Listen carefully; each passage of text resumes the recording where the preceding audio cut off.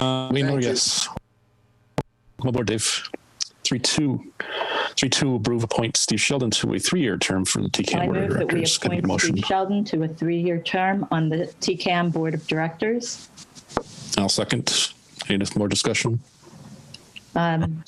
No, but I would like to say before or after the appointments, I would like to make a statement.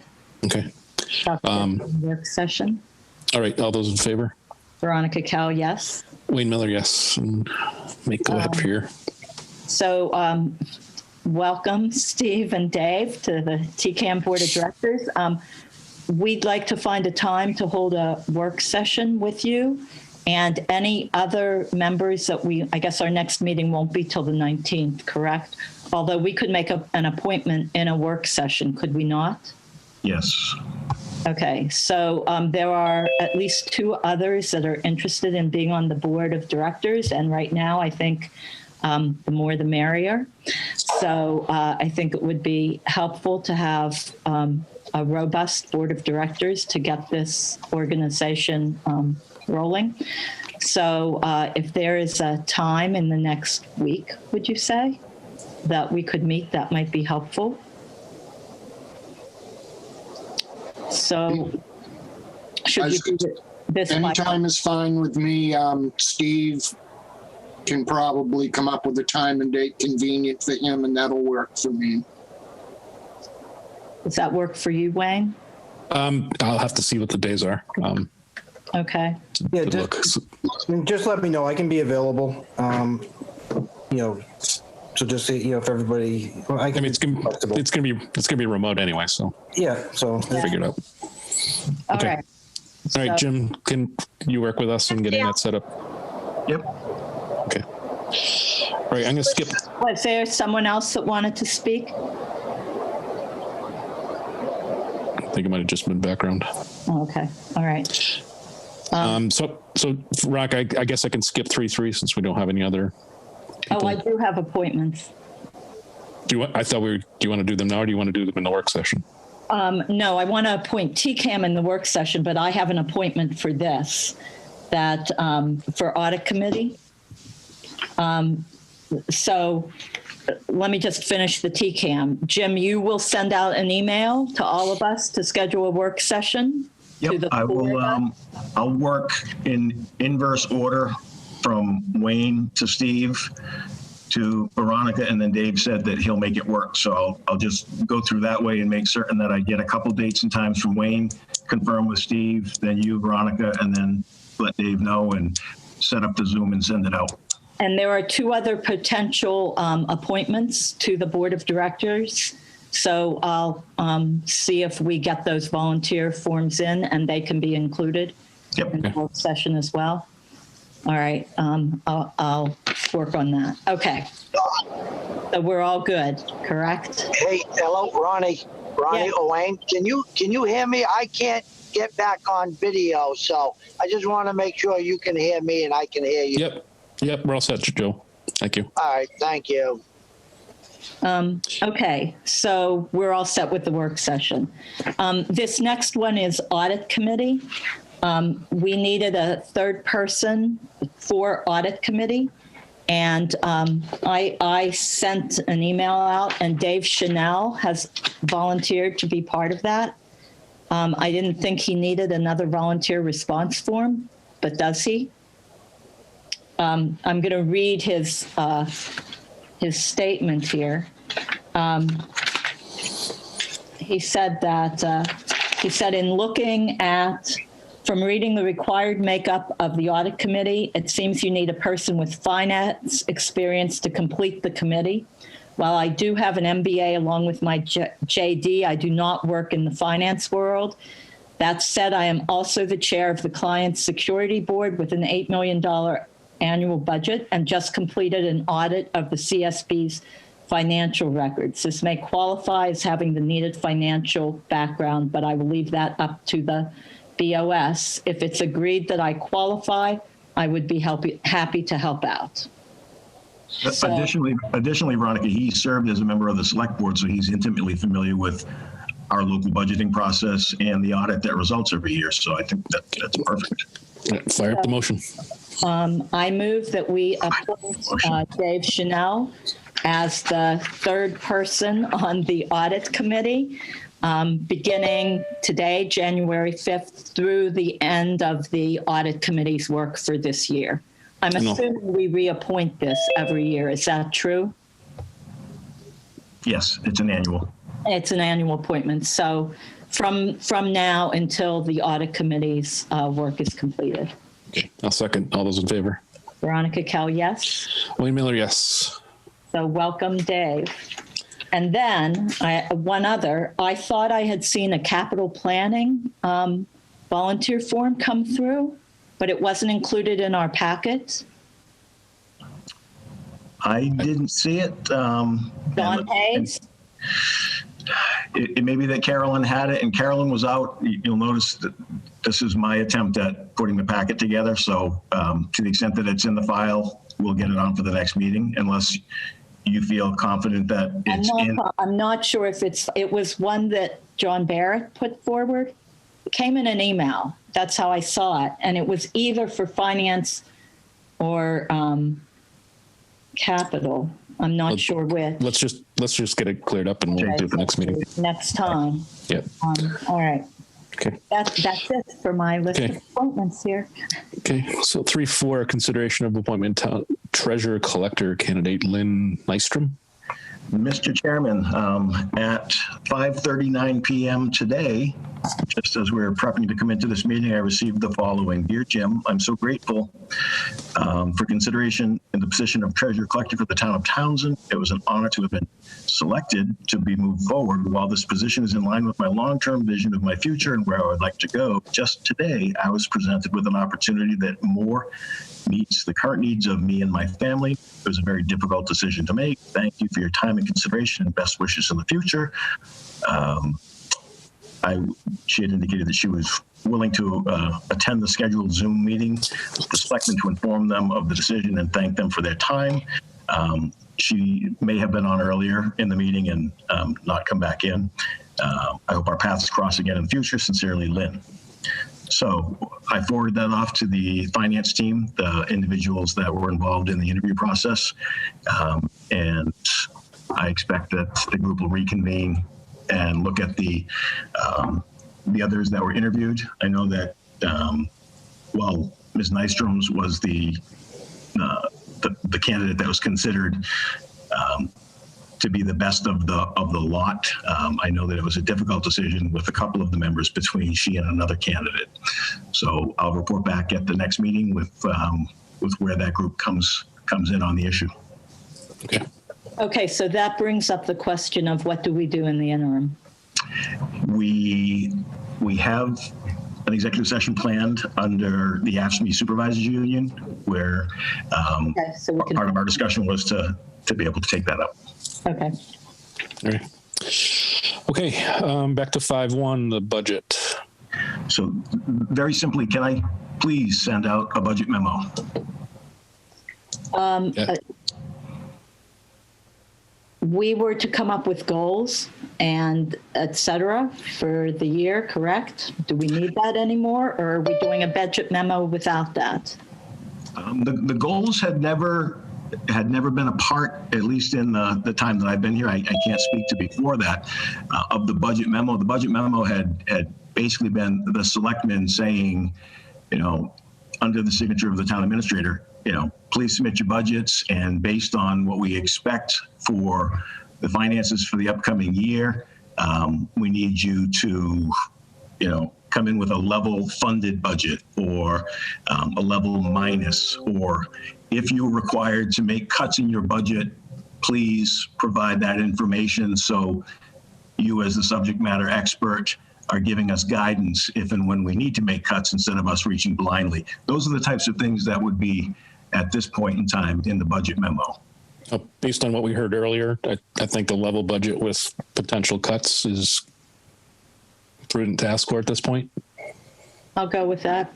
Okay. And send it out. Yeah, I think that we're so far behind in the process at this point that we need to go forward with something and get it going. Yep. I agree. Okay. So, Excellent. I'll get that out Right. tomorrow.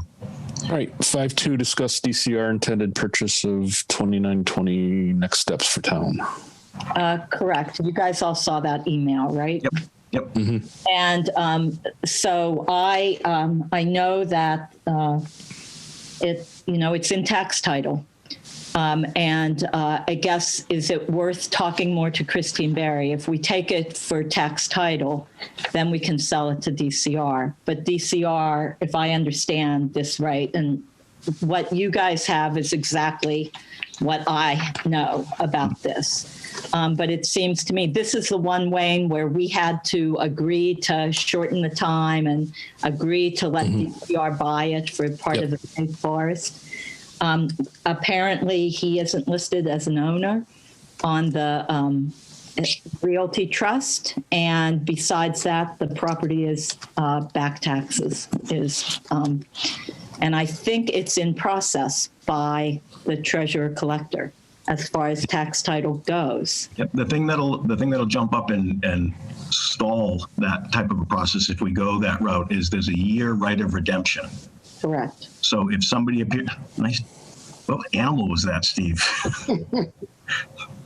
God. Little dog. I just saw it's behind. Yeah. I think it thinks it's a cat.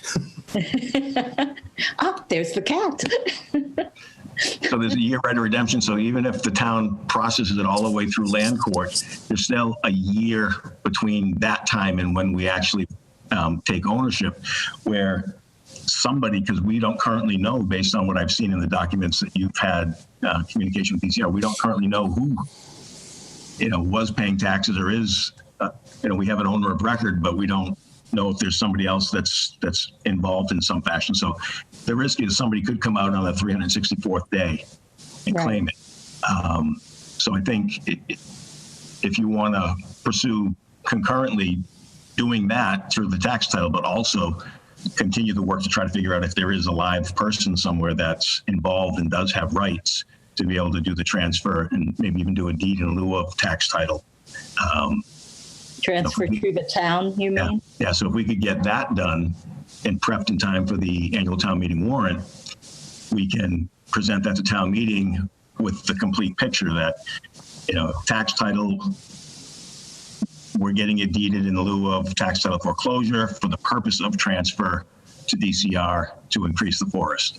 Okay, so what's the process? What is the process for getting that done then? Because that makes sense to me. Yeah, I mean, on the outside, it's the year right of redemption. If we can find a live body that has legal rights to do the deal with between now and that time, we do that. So how do we find, who finds the live body? Well, they don't, DCR doesn't appear to have been successful to date. I don't know what level of title search they did, if any, or if they were just relying on the assessor's data. Oh, no. They're not relying on that. They did a title exam, and it says, according to our examiner, the current trustees are Brian Lurvy and David Gunther. That Mr. Mahalchek was a trustee, but he resigned in 1998, according to it's in these emails. So do you want to reach out to Christine Berry? Yeah, I will, and I'll poke around online and try to find an angle on identifying those two gentlemen and getting some sort of a contact. And if we can pull it off where, they know that they're going to lose it, they haven't shown an interest in keeping it. If they do a deed in lieu of, or even a donation in some fashion, they could even potentially get a tax write-off for the assessed value. I mean, there's a way to do the deal if we find them. So I'll work with Christine to try to find a way to get them. Okay. How big of a piece of property is this? I forget the exact acreage. It's along Route 13. It's kind of like the part between the cul-de-sac at Hillside Drive and Route 13, and a lot of it is wet. Otherwise, it probably would have been developed with that piece of property. The trust that owned that property held on to it, and they quit paying taxes a while back.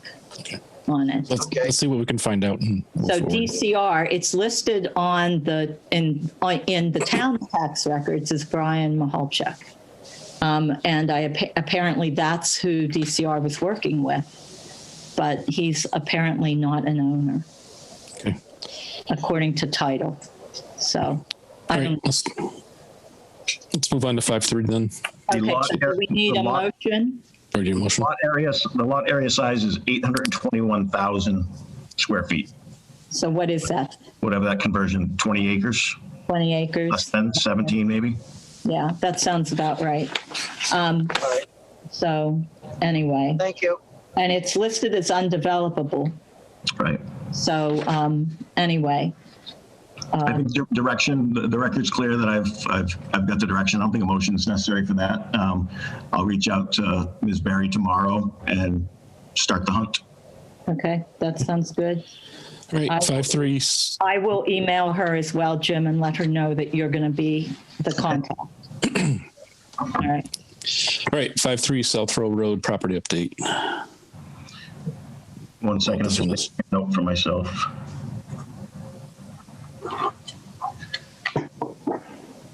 Okay, since the last meeting, I've had the opportunity to touch base again with the attorney that's representing the two adult children that inherited this parcel from their parent when their parent passed away.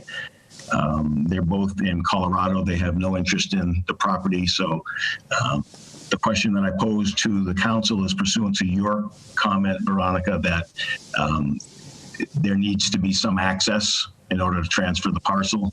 The attorney's belief is that they're not prohibited from transferring a parcel that does not have access, that they can transfer a landlocked parcel, but that he would pull the file and see if there's any deeded reference to any right-of-way or access of any other legal sort from any of the abutting lots. And he's going to get back to me, he said, probably within the week. It's not a stipulation that I have. I would want, if it is a gift to the town, I would want the town to accept the gift if it were so, moved by the town, because there's always the option to acquire another parcel later for access. Sure. I hope I didn't misspeak then, because I believed at the last meeting, your comment was that a parcel cannot be transferred without access, and that I should find that out. I'd have to listen to the last meeting to know if that was exactly what I said. I know that the state won't take a parcel without access, Okay. but it can be transferred. And in order to investigate this, we needed a motion to go forward. Sure. Yep. And he's going to do that. He's going to do that file work because he does have a complete file that goes back into time. So he'll find out if there's something there that, I pulled up the most recent deed that I can see on Mass Land Records. I don't see reference to any deeded rights of access, but he's going to look a little bit deeper and get back to me. Okay, good. All right. Okay. All right. So- 5.4. Oh, sorry. So report at the next meeting then, Sure. if you heard back from him. Yep. Gotcha. Okay. All right. 5.4 discussion, town policy protocol. Supervisors notified of a positive COVID case when they may have imposed personnel to said case. So this comes at your request, Veronica. So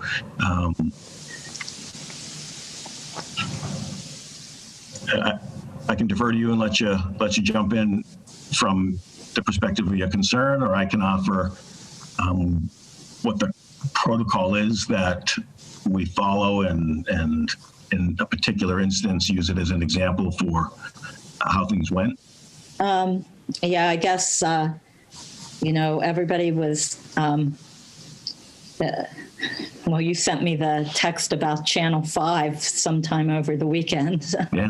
Yeah. But, I think this was just kind of in the air, and people were not satisfied that they hadn't been informed at the first exposure when there had been no change in anything. but they were notified at the second exposure. If you were notified the second time around, should you not have been notified in the beginning? In order so that people, I mean, it was unlikely. I agree that it was unlikely, but people, I feel, should have the ability to make their own decisions, given that we're in a pandemic, for their families and themselves. That's all. At the risk of people thinking we're speaking in a Germanic, Which we are. tongue, the background here is we had, as everybody is likely aware, we had 2 fires that required mutual aid. And subsequent to one of the fires, the Pepperell fire chief reached out to let our chief know that one of their members who had been on scene was COVID positive. The chiefs spoke amongst themselves and determined that by the nature of how they fought the fire, they did it in I won't know the words, battalions, groups, but they were Townsend people here and Pepperell people there and Groton people over there. They didn't share vehicles between communities. So the judgment was that they don't fit the protocol for what the CDC would consider a contact, a likely exposure. So the chief made the decision on Christmas Eve day to not notify staff of the fact that someone from neighboring Pepperell had tested COVID positive. That apparently upset some member or members of the department who felt that even though it was outside of the protocol, they should still have been advised and been allowed to use that information to color how they proceeded on Christmas Day in terms of going out and visiting people, even if it wasn't Christmas Day, arguably, coloring how they handled their next several days. When the chief became aware that there was concern, he had another conversation with the Pepperell chief, and there was now a second positive case in Pepperell. He then informed his command staff. So that's, I think, what Veronica was just talking about, whereas, it was only after the second case. The chief was on earlier. He texted me and said that he wasn't able to stay after the executive.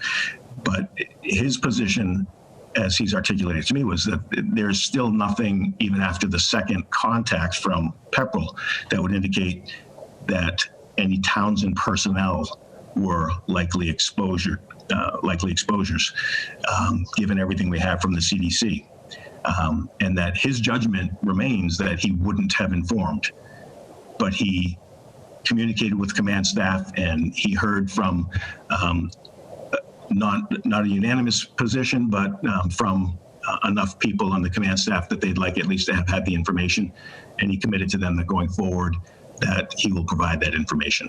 So in terms of what the town policy is, Veronica, we have been functioning under the policy that the board adopted back in, I want to say it was April. It's up on the website, which is, if there is a confirmed exposure, we will be contacted by the contact tracing Board of Health Department from whichever community the person lives in who is positive. We rely on them to tell us who is likely exposed, and we then take action based on that information, with the understanding that if we try to substitute our judgment for theirs, we're going to necessarily create panic and anxiety in people that isn't borne out as being necessary based on the science. So that's kind of what the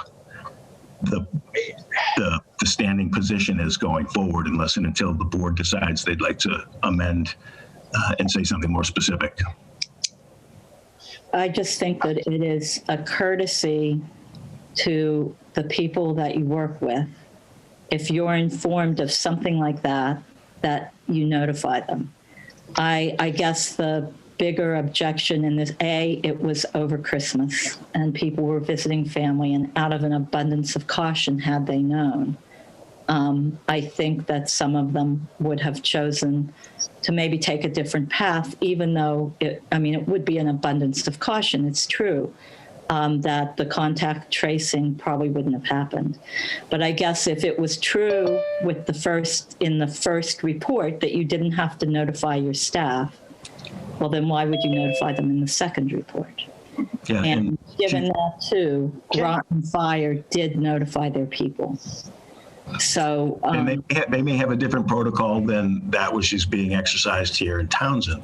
And I think I addressed why the chief, he just signed on, so he's capable of saying so. He did on the second time because he had heard from me, from you, I think, in first instance, that there was this concern. So again, he's here to speak to it. Chief, are you with us? I don't see him. Yeah, sorry to jump in late, but I just barely joined, so I'm not sure what you're talking about. We just completed a conversation about. I'll give you the 10-second tour here. Protocol is to rely on contact tracing protocols for the CDC, which would have the local board of health where somebody tests positive, reach out to those that may be considered as having been contacts. And specific to the fire in Townsend, where a PEPRL member was here and did test positive, that your determination after having consulted with Chief Borneman was that we weren't, in terms of our staff, going to fall within the protocols of being likely contacts. And in that regard, on Christmas afternoon eve, you made the determination that given that it was outside of the protocol, that you weren't going to unnecessarily alarm people. That I notified you of a concern that Veronica shared with me. You subsequently had a meeting with command staff in which some members, but not all, expressed an interest in the future knowing, even if it's outside of the expected exposure. And you agreed that going forward that you would do so. How did I do, Veronica? Was that? I think that's good. I also wanted stated that it wasn't anyone on the fire department staff that came to me. I should just say that. So. I got a question, if you don't mind me asking. I would like to hear from the chief before that, Joe, please. All right. Yeah, I don't have much to add. What Jim said is accurate. The only thing I might add is that we're walking kind of a fine line where infectious control procedures and notifications is not new to us. It may be new to a lot of other people because of COVID, but we've been dealing with this for better part of 30 years when AIDS was a pandemic, and there's HIPAA laws or protection laws that we have to be very careful about. So I would be concerned in changing any of our current policies without legal counsel looking at those, because we could potentially get ourselves in trouble if we announce something that we're not supposed to announce. But I guess it's a matter of if one department announces and another doesn't, what is right. Right.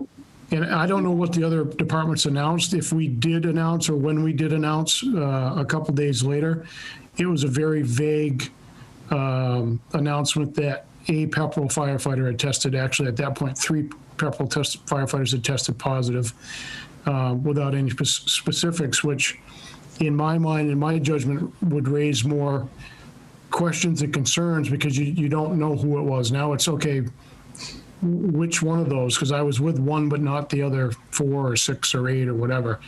So whether or not there was an exposure, and as Jim had already explained, we had determined there pretty much wasn't an exposure. Okay.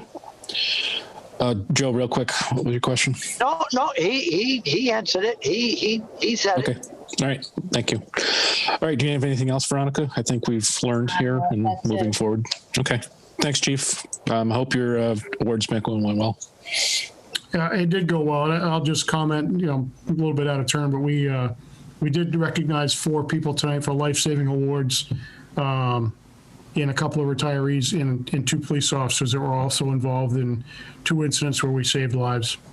Awesome. That's great. And we can, Chief, before you go, we can grab that information from you, and it's been customary to actually bring that before the Board of Selectmen for a nod of appreciation as well, so we can work on that between now and the next meeting, you and I.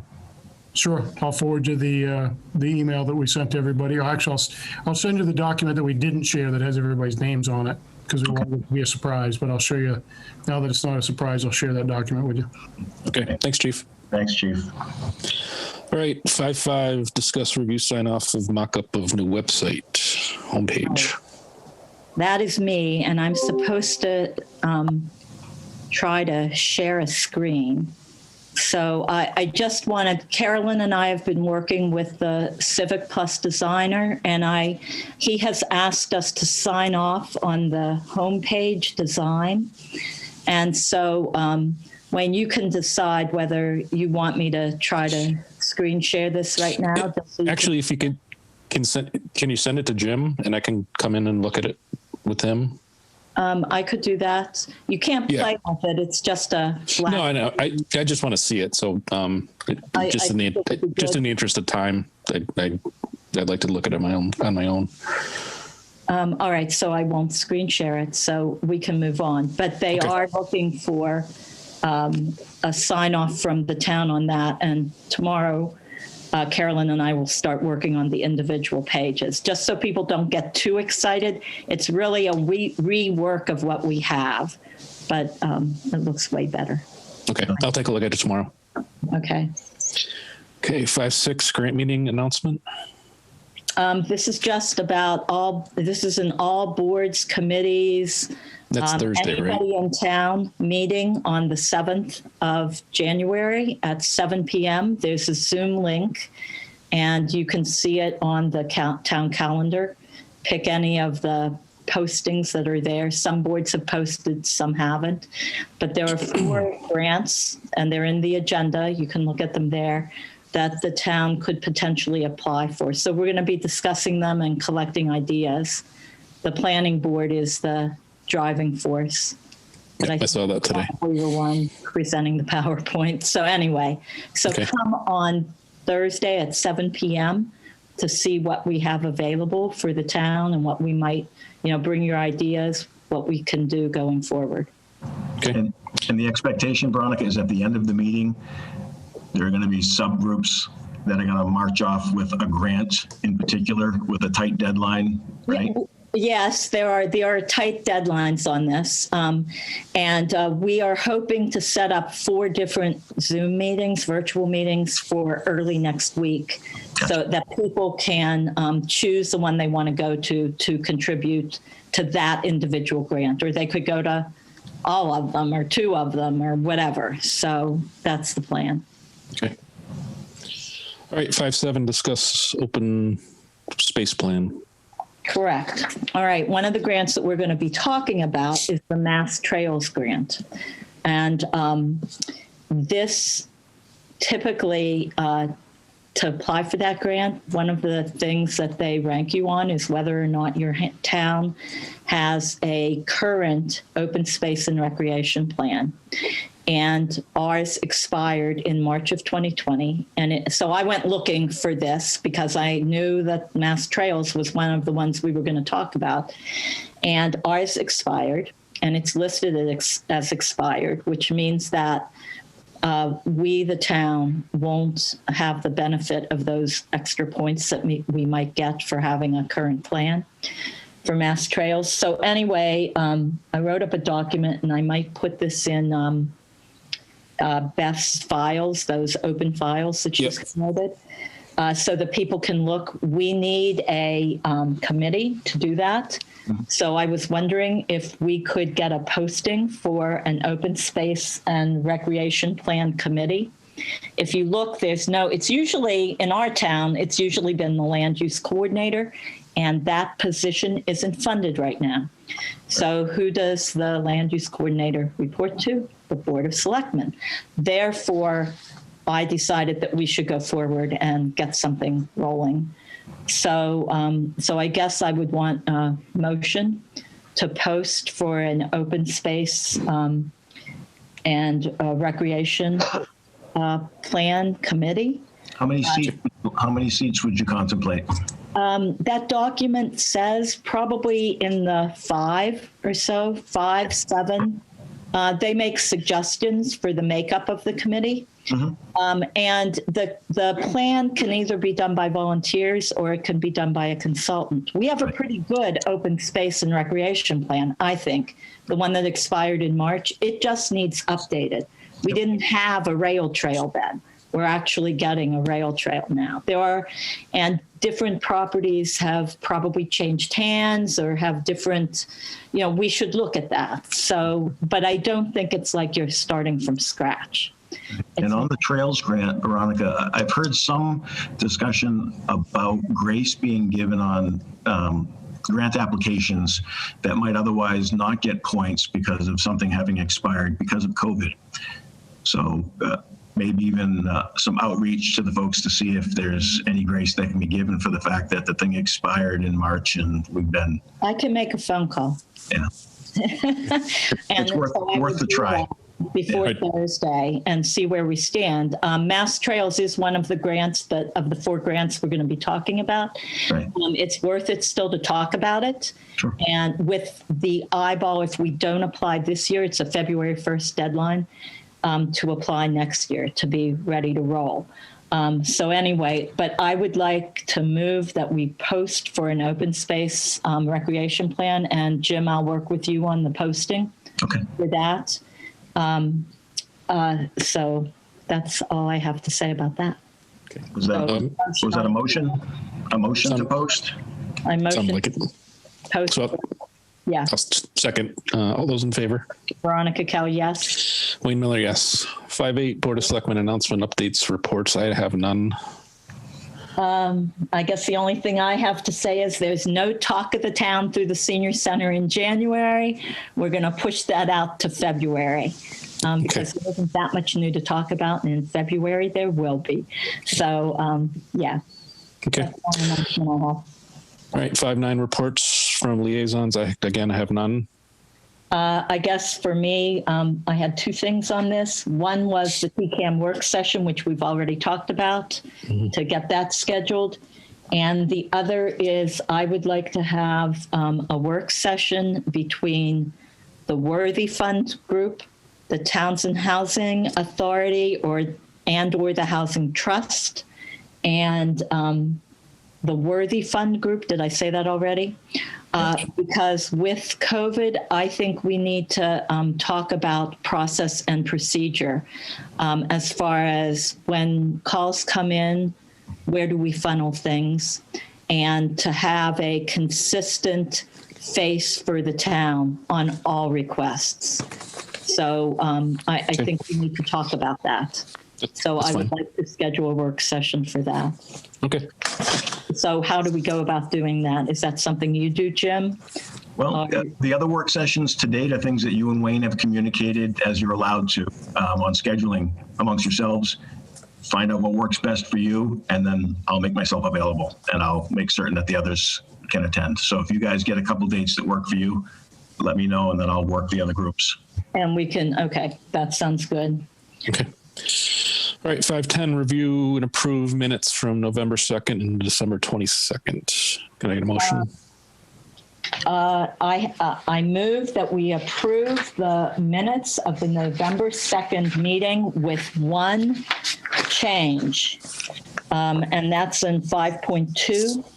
It should read, VK attended the Energy Committee meeting and they will be sending a draft master plan committee. I